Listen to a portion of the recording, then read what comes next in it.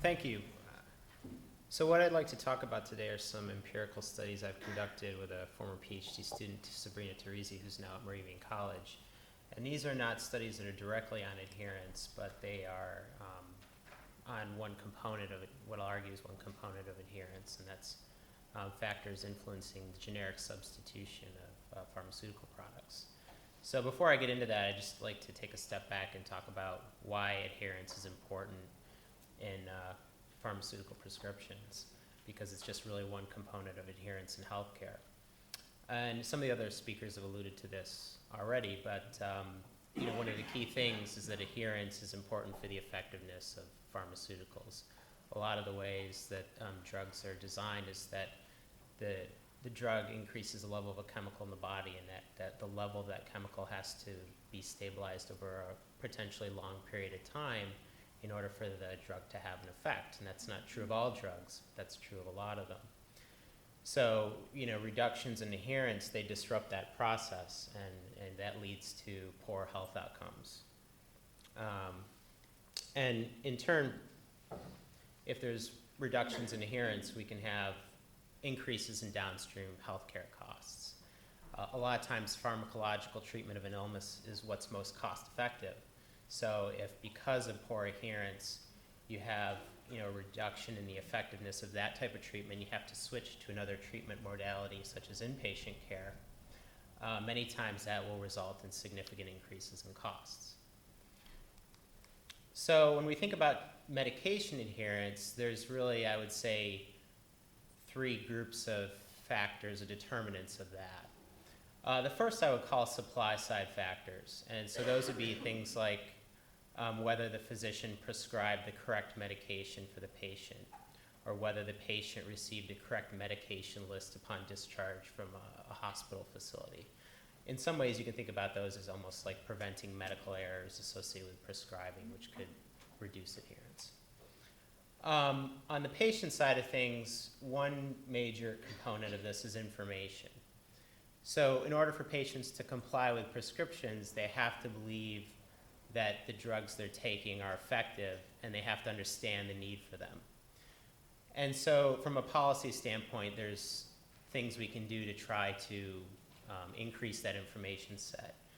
One thing is just physician advice. Like often when a physician prescribes a medication, they don't necessarily spend a lot of time talking with the patient as to why it's important for them to keep taking that or to take that at all. They just take it on faith that the patient understands that drug is important for their treatment. So there's directives that can affect that. The other thing that can affect patient information are things like public health campaigns that highlight the need to treat a certain illness, and then patients with that illness are more likely to comply with their prescriptions after seeing such ads. One area of research along this vein in the US is direct-to-consumer advertising, which we have and is not found here in Europe, but there's some evidence that ads by pharmaceutical companies will reinforce the belief by patients that those drugs are high quality, or remind them about the need to take those medications. And so some studies, the evidence is mixed, but some studies have shown that advertisements can increase adherence.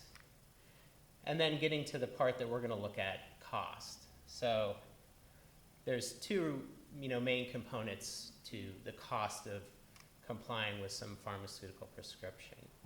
And one is the time cost of acquisition. And so in the cases where a patient is not paying much for the drug, that could by far and away be the largest cost. So for example, there's a recent study that was published in the past couple months in the Journal of American Medical Informatics Association that looked at statin adherence and found that when patients were using an online portal, their adherence improved. So what that portal was doing was that was reducing their time cost to filling that prescription, to obtaining that refill. That was the major effect of it. There have been a good number of studies that have looked at the impact of cost sharing or out-of-pocket costs on adherence. And so a recent comprehensive literature review that looked at all those studies found that in about 85% of cases when cost sharing increased for a drug, adherence went down. So that's kind of the part of this that we're going to look at is what's, we're going to take it, from the previous literature that there is this relationship between higher costs and lower adherence. And one of the most dramatic ways you can reduce cost of medications is through generic substitution. It's not quite that simple in the sense that generics don't have other effects on adherence other than cost. So there are other studies that look at things like whether patients view generic drugs as of equivalent quality to branded drugs, and they don't always do. Certain segments of the population don't necessarily believe that generics are of the same quality, and that can reduce adherence. And other studies have shown that potentially generics make it more difficult for patients to keep track of their medications. But most of the recent studies that kind of look at this as a whole have found that adherence is higher after generic substitution. So we're going to take that result from the previous literature. We're not going to study adherence directly, but we're going to look at that component of it. So what are the factors that increase generic substitution? Or what can be, what possible mechanisms are there for doing that? And we have, full papers on each of these two mechanisms. So the first one is just, the costs faced by patients and insurance companies for those medications. So there's a financial incentive for patients and for payers to substitute generic drugs because it reduces their costs. And how important is that incentive to seeing generic substitution occur? And then the other is another widely adopted remedy, which is mandatory generic substitution laws. So we'll look at each of these. So cost inducements to the patient are pretty direct. Almost all insurance plans in the US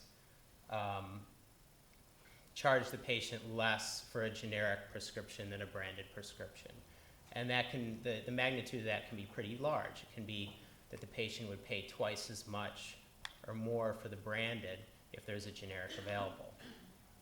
So the way we measure that is we just look at the difference between the out-of-pocket costs of the branded and the generic drug per day supply. Now, payers face the same issue. They are typically paying a much higher share of the drug cost than the patient at the outset. And so for them, the cost savings are even larger between the branded and the generic medication. And because of that, they institute numerous policies to try to encourage generic adoption and substitution. They can do things like include drugs in capitation contracts, or they can selectively contract with physicians that have higher rates of generic prescriptions, or they can provide bonuses or inducements to those physicians for prescribing a higher proportion of generics. So it'd be difficult for us to model all those mechanisms, so the way we do that is we just look at the cost differential faced by the payer and assume that those types of inducements are higher if that cost differential is higher. So those are the key variables in this study. So to look at, to compute those costs, we use the Thomson Reuters Market Scan database, which is the largest database of employer claims in the United States. It has millions of observations in it. And we focus on the introduction of two drugs. The first was the introduction of generic fluoxetine for Prozac in 2001. And that was a significant introduction because that was the first generic SSRI. And the rate of prescribing of antidepressants had increased in the US over time to the point that Prozac ranked 4th in total drug expenditures in the country in 2001. The other drug we're going to look at was a similarly large market. So it was the introduction of simvastatin for Zocor in 2006. And at that time, Zocor was the number two drug in terms of expenditures in the United States. So we're just going to look at the period immediately surrounding the introduction of the generic drug because we want to isolate the effect of the cost difference from other potential factors. So even though we start out with millions of observations, in the end we get down to either 33,000 or 105,000 observations of claims that were occurring right after the generic introduction.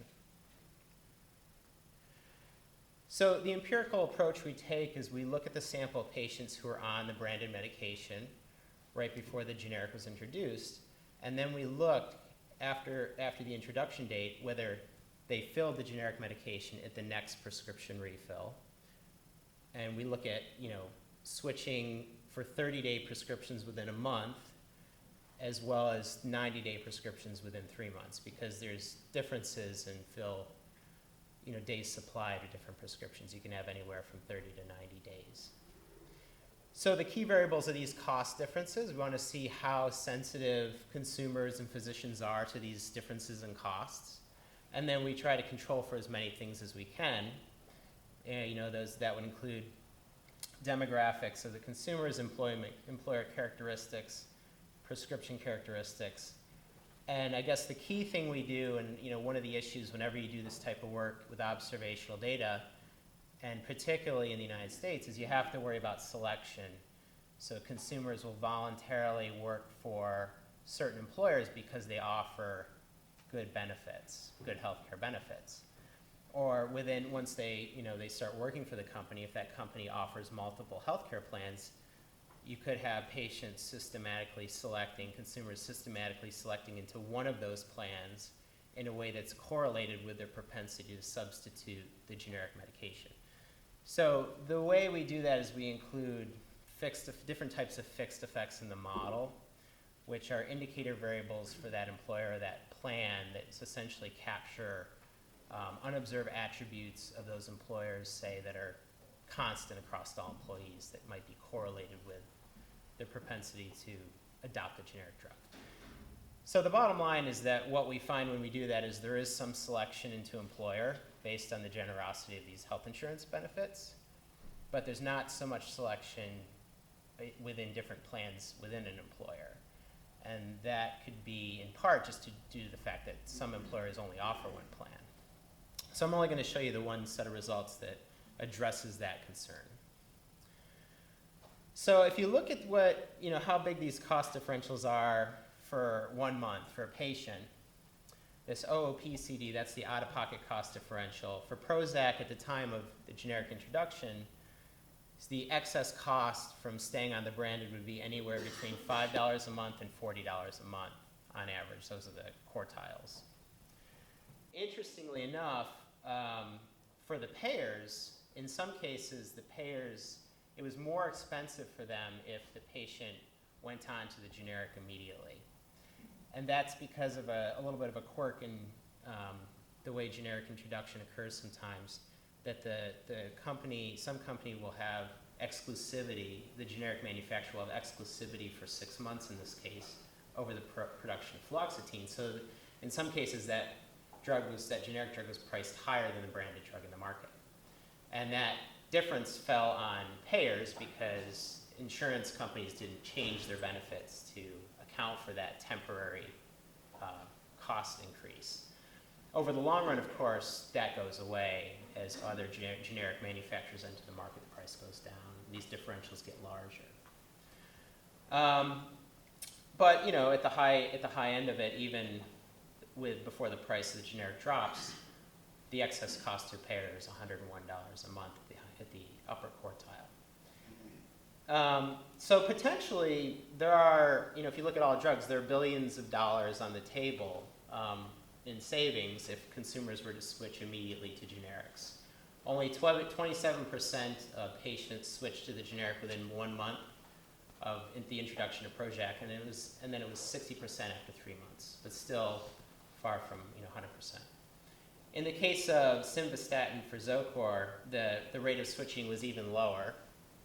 So even after 3 months, only 40% of people switched to the generic.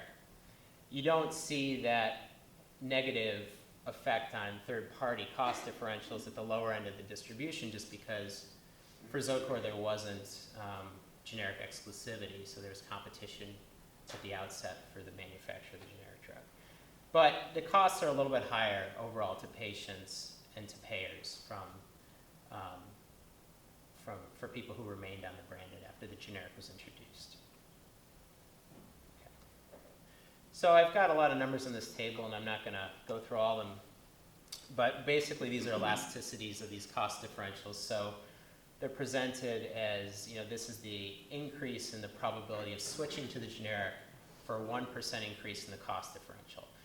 So if you look at the top row in the middle, I've segmented this by insurance plans. That 0.08 tells you that if the cost differential between the generic and branded were to increase 1%, the probability that consumers switch to the generic would go up by 0.08%. So not very much.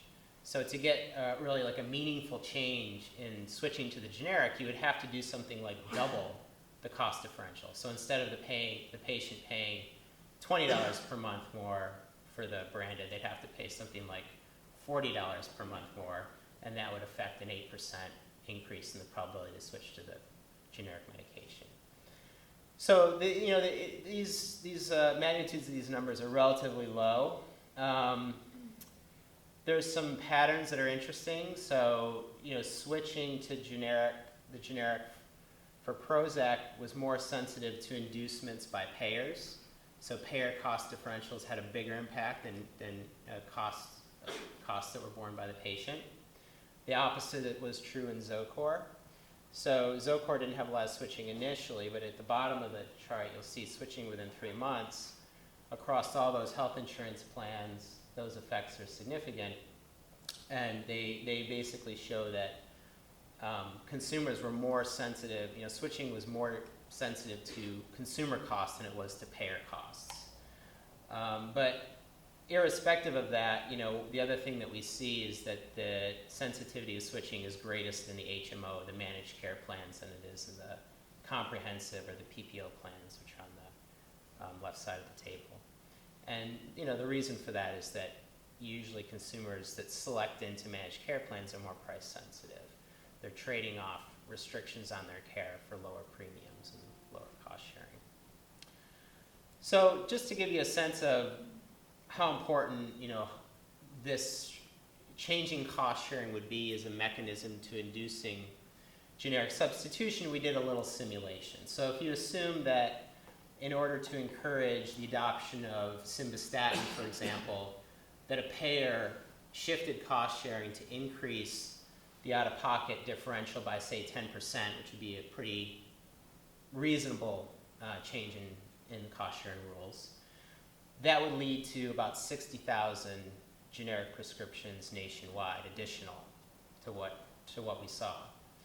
And if you costed that up in terms of the savings relative to the branded, it's about $1.7 million a month. Even if you multiply that by 12, that's nowhere near the magnitude of the market itself. So this is a $5.7 billion market for this drug.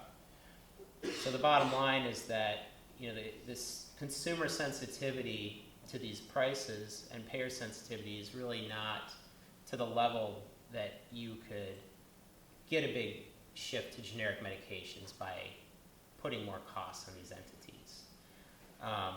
One caveat is over time these differentials grow. So we did a simulation with another generic antidepressant, amitriptyline, as a proxy for what the long-term cost differential would be. And in that case, like these numbers, these magnitudes, the sensitivities were about 4 times higher. But even at 4 times higher, changing cost-sharing rules to induce the adoption of generics is not going to have a big effect. So we're going to look then at another possibility, for doing that. And the most common way that generic substitution is encouraged in the U.S. and I believe also in Europe is through what are called drug product selection laws.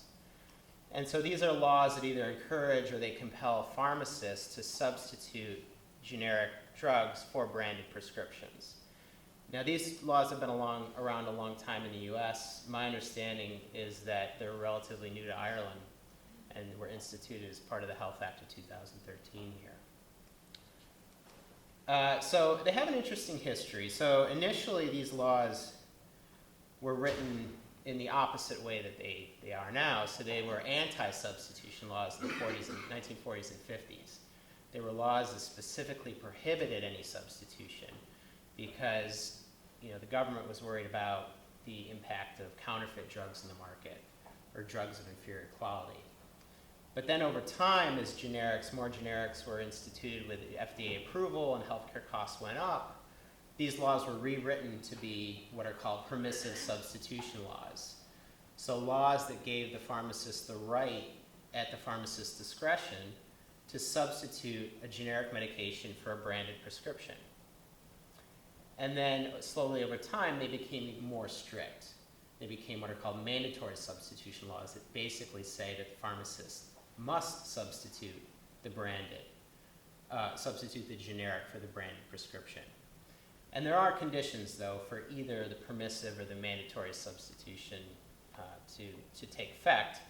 The three main conditions are the generic does have to be a bioequivalent. The second is that the generic must represent a cost savings. So if the plan is structured in such a way that the branded is actually cheaper for the patient, then you can't substitute. And then the last condition is that that mandate can always be overridden by the physician and sometimes by the patient through what's called a dispense as written directive. So if the physician writes the prescription, they put dispense as written for the branded, the pharmacist cannot substitute the drug, even if it's a mandatory substitution law. So at the time period of our study, permissive substitution laws are pervasive. Only 11 states in 2002 in the US had mandatory substitution, but running up to the reform we look at, 6 states had added those stricter laws. So we investigated the Tennessee Affordable Drug Act of 2005, which is one of these such laws that moved the state from permissive to mandatory substitution. So the abbreviation is TADA, and not to give away the punchline, but it was like, TADA, we passed the law, nothing really happened. But there was some effect, just not a big one. So the way that we looked at this, or the way that we analyzed this problem, is we do what's called a variant of a difference in differences model. So the way this model works is you have some treatment group, some group that's affected by the law, which is everybody in Tennessee, and then people who lived in similar areas that were not affected by any law change. And we chose 3 border states, Georgia, Arkansas, and Alabama. And the issue is that generic fill rates could be increasing or decreasing for other reasons. And you'll see that occur in these control states. And then in the treatment state, you'll see that occur, plus you'll see the effect of the law. So what you do is you take the difference between the time period before the law was implemented and after the law was implemented for the control group, and that's alpha. And you'll take that same difference for the treatment group, that's beta. So you take those 2 differences and then you difference those measures and you net out the effect of the law. So beta minus alpha is the effect of the law. So that's the way of disentangling the effect and trying to control for these trends that are not immediately observable. And we do that, we generalize that a little bit in the model. We allow for different pre-treatment trends in different states, which is just a way of making that model a little more general. So again, you have the same issues here in that people in different insurance plans could respond to the law differently, so we did all our analyses by plan. And the other thing that we thought would be the case is that there'd be some differences in the response to the law by whether the patients were taking medications for a chronic illness, so something like a statin versus a non-chronic illness like an antibiotic. And so we subset it to those 2 groups based on whether they were filling a medication in the same therapeutic class once a month or more or less. So the other thing, we have the similar set of control variables in the model, but the other thing that we thought would be interesting or important was to look at if the law affected dispense as written directives. So one of the things that you might worry about when you pass a mandatory substitution law is that it just gets circumvented because people tell their physician to write dispense as written on the script. Or in the case of Tennessee, patients can actually give that same indication. So the patients may just voluntarily decide to override the law. So we wanted to see if that was happening. So we estimated these models with and without these directives. Okay, so here are the estimates. They're in percentage point scaling. So I computed the percentage changes, which I'll kind of focus on. But the top row are people who are filling prescriptions for chronic conditions, and the bottom row are people filling drugs for non-chronic conditions. And as you might expect, among the statistically significant estimates we get, they're larger for the non-chronic condition sample. That's because those people may have weaker preferences for, branded medication. So the way these insurance plans are ordered is by how restrictive they are. And so the least restrictive is a comprehensive plan, the most restrictive is an HMO. And in the case of chronic conditions, we only see an effect among the HMO group, and it's pretty small. So the mandatory substitution law increased the prescription or the generic fill rate by 0.62%. In the case of non-chronic conditions in the point of service plans, the effect is a bit larger, but it's only 1.5%. Now, one thing you have to keep in mind is that there's only so much this law could do, because at baseline, 90% of the scripts are generic already. So you're just talking about closing the gap from 90% to potentially 100%. So you wouldn't expect, necessarily a huge effect of the law, but you may expect more like a 5-6% increase as opposed to just a 1% increase or less. So that, one question is, are physicians or patients overriding the law?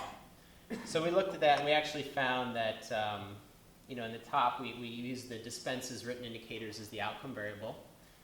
And the top two lines are physician directives, and there's really no effect. The bottom two lines are patient directives, and we see some change there, but it's not in the direction you would expect. So actually, the law decreased the incidence of patients overriding the substitution, which is sort of unexpected, but what that is, we think, is what's called a chilling effect. After the law was enacted, patients thought that they didn't have the right to override the mandatory substitution, so they attempted to do so less. And you see those types of chilling effects in other contexts as well. And so if you estimate the model without controlling for those indicators, you see bigger effects of the law as a result of that. So I'm going to stop here, but one of the things I thought, the other thing we thought was interesting when we did this study was you can actually see whether the pharmacists complied with the dispenses written indications, and they don't quite frequently. So, in our sample, pharmacists did not comply with 18% of physician dispenses written indications and 23% of patient indications. And that didn't change with the law. So enforcing those directives would actually reduce generic prescribing probably more than this law increased generic prescribing, which was a relatively modest amount.